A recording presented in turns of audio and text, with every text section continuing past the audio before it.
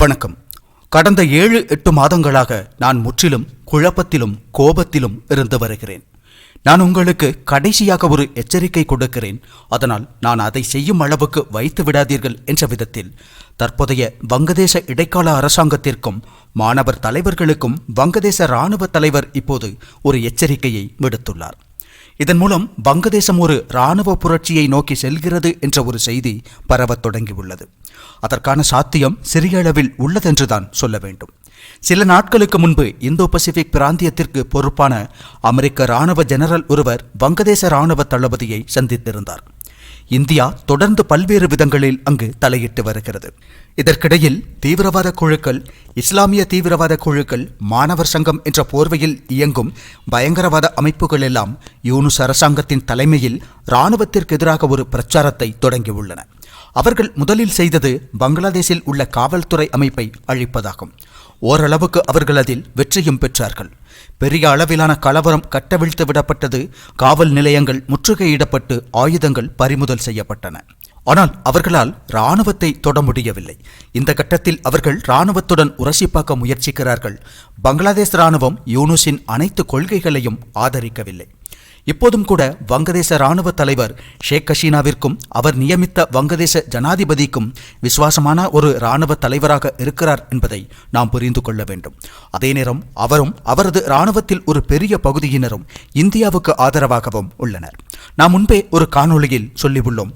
ஒரு இந்திய உளவாளி பாகிஸ்தானில் கூட சென்று அங்குள்ள ஒரு பல்கலைக்கழகத்தில் படித்து அங்கு இராணுவத்தில் சேர்ந்து திருமணம் செய்து அங்கேயே ஒரு குடும்பத்தை நடத்தும் விதத்திலான ஒரு திட்டம் இந்திய உளவு அமைப்பினால் நடத்தப்பட்டுள்ளதை நாம் அறிவோம்.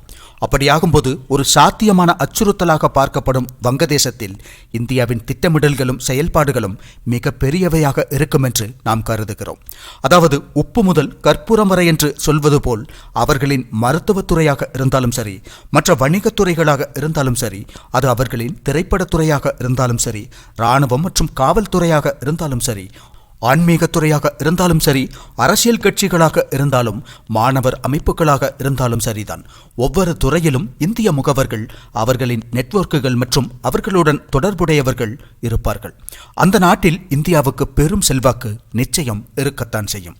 எனவே முகமது யூனுஸின் இந்திய எதிர்ப்பு கொள்கைகளையோ அல்லது அங்குள்ள தீவிரவாத இந்திய எதிர்ப்பு படைகளையோ இராணுவம் முழுமையாக ஆதரிக்கவில்லை.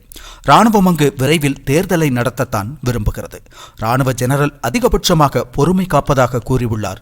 நான் முடிந்தவரை பொறுமையாக இருக்கிறேன், ஆனால் சரியாகாவிட்டால் என்னை யாரும் குறை கூறக்கூடாது என்ற விதத்தில் பேசியுள்ளார் அவர் ஒரு இராணுவ புரட்சிக்கான சாத்தியக்கூறு குறித்து சூசகமாக குறிப்பிடுகிறார் என்றுதான் சொல்ல வேண்டும். அவரே ஒருவேளை முகமது யூனுஸை கைது செய்து சிறையில் அடைக்கவோ அல்லது நாட்டை விட்டு வெளியேற்றவோ செய்வதற்கான சாத்தியங்களும் காணப்படுகின்றன. அதாவது மாணவர் அமைப்புகள், முகமது யூனுஸ் அரசாங்கம் மற்றும் வங்கதேச இராணுவம் இடையே குறிப்பிடத்தக்க மோதல்கள் இருப்பதை நாம் இப்போது புரிந்து கொள்ள முடிகிறது. இராணுவத்தின் ஒரு பிரிவினர் முகமது யூனுஸ் மற்றும் மாணவர்களை ஆதரிக்கின்றனர். ஆனால் கடந்த சில நாட்களாக வங்கதேச இராணுவ ஜெனரல் அவருக்கு எதிராக செயல்படும் நபர்களை ஓரம் கட்டியுள்ளதாக தெரிகிறது. வங்கதேசத்தின் நிலைமையை பற்றி பேசும்போது அடுத்து என்ன நடக்கப் போகிறது என்பதையும் நாம் பார்க்க வேண்டும். பாகிஸ்தானில் இப்போது பெயரளவுக்கு ஒரு அரசாங்கம் இருந்தாலும் அங்கு எப்போதுமே இராணுவம் தான் முடிவுகளை எடுக்கிறது. மியான்மர் விஷயத்தை பார்த்தால் அங்கு இராணுவ ஆட்சிதான் நடந்து வருகிறது. அங்கு இராணுவ புரட்சி ஏற்கனவே நடந்துவிட்டது.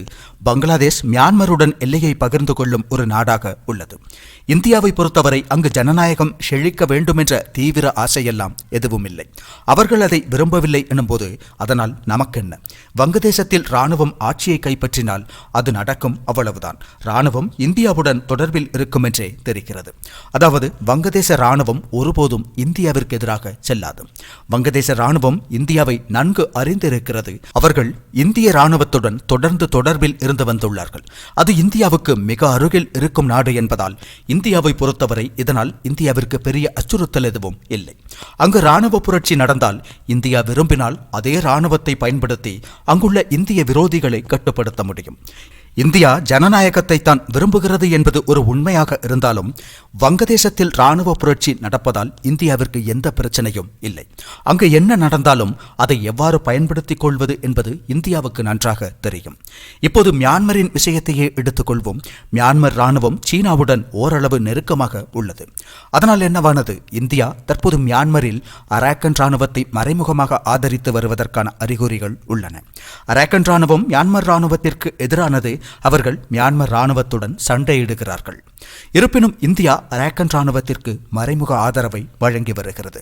எனவே ரக்கைன் மாநிலத்தில் இந்தியாவின் செல்வாக்கு தெளிவாக தெரிகிறது. ரக்கைன் மாநிலம் வங்காள விரிகுடாவில் ஒரு பெரிய எல்லையை கொண்டுள்ள மாநிலமாகும். அங்குதான் அராக்கன் இராணுவம் உள்ளது. எனவேதான் இந்தியா அவர்களுடன் நல்லுறவை ஏற்படுத்தியுள்ளது. அதேபோல் குக்கிகளால் சின்லாந்து என்று அழைக்கப்படும் சின் மாநிலம், சின் குழுமம் இப்போது இந்தியாவுடன் ஒரு உடன்பாட்டை எட்டுவதற்கான சாத்தியக்கூறுகள் காணப்படுகின்றன. மிசோரம் முதலமைச்சரின் தலையீடு உட்பட முன்னர் கையெழுத்திடப்பட்ட ஒரு ஒப்பந்தம் மற்றும் பிற விஷயங்கள் நம்முன் உள்ளன. எனவே இந்தியா அங்கும் இந்தியாவிற்கு சாதகமாக விஷயங்களை மாற்றியுள்ளது. இப்போது வங்கதேசத்தில் ஒரு இராணுவ புரட்சி ஏற்பட்டு எங்காவது போராட்டங்கள் வெடிக்கும் போது இராணுவத்தை இந்தியாவுக்கு ஆதரவாக எப்படி திருப்புவது அல்லது இந்தியாவுக்கு சாதகமாக மாற்றுவது என்பது இந்தியாவுக்கு நன்றாக தெரியும். இந்த நிலையில் யூனுஸ் அரசும் இராணுவமும் 2 பிரிவுகளாக உள்ளன என்பது தெளிவாக தெரிகிறது. அதனால் வங்கதேசத்தில் எந்த நேரத்திலும் எதுவும் நடக்கலாம். எந்த நேரத்திலும் இராணுவ புரட்சி ஏற்படலாம் அல்லது யூனுஸை வெளியேற்றி வேறொருவரை அமர்த்தலாம். அதுவும் அல்லாத பட்சத்தில் மீண்டும் ஒரு கலவரம் நடக்கக்கூடும். என்னவானாலும் அங்கு விஷயங்கள் அவ்வளவு நல்ல விதத்தில் நடக்கவில்லை. அங்கு என்னதான் நடந்தாலும் அதற்கிடையில் மீன் பிடிப்பது எப்படி என்று இந்திய அரசுக்கு நன்றாக தெரியும்.